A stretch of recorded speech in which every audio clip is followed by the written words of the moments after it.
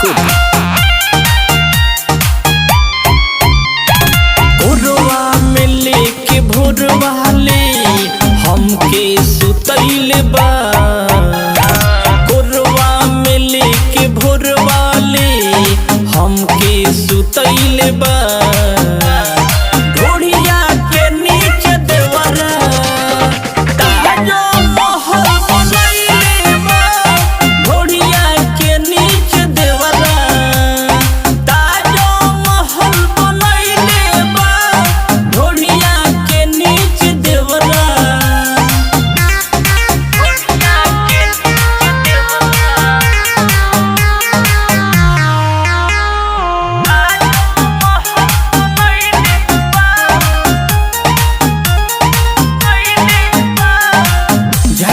जोश हम देते हैं छूट, पूरा जवानी के मजा लेहलस लूट।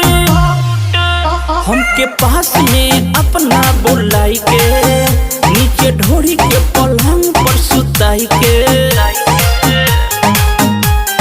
जो बन के फोटो खींची डीपी उहे लगैले बा, जो बन के फोटो खींची उहे लगैले बा।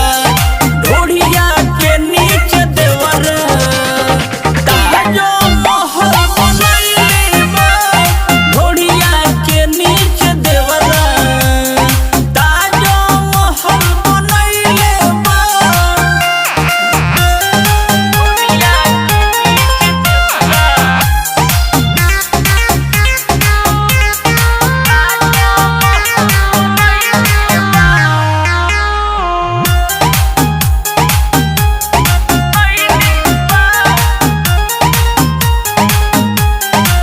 राइटर भीम को ही का अपना लागे देखावे नगेंद्र सपना।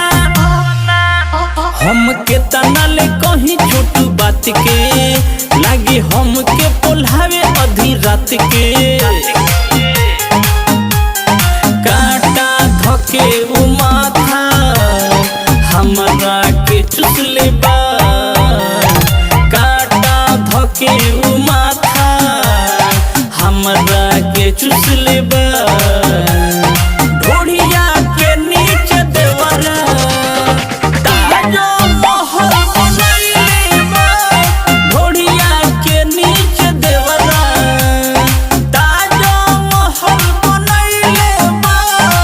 Recording by Aryan recording studio कुचाईकोट।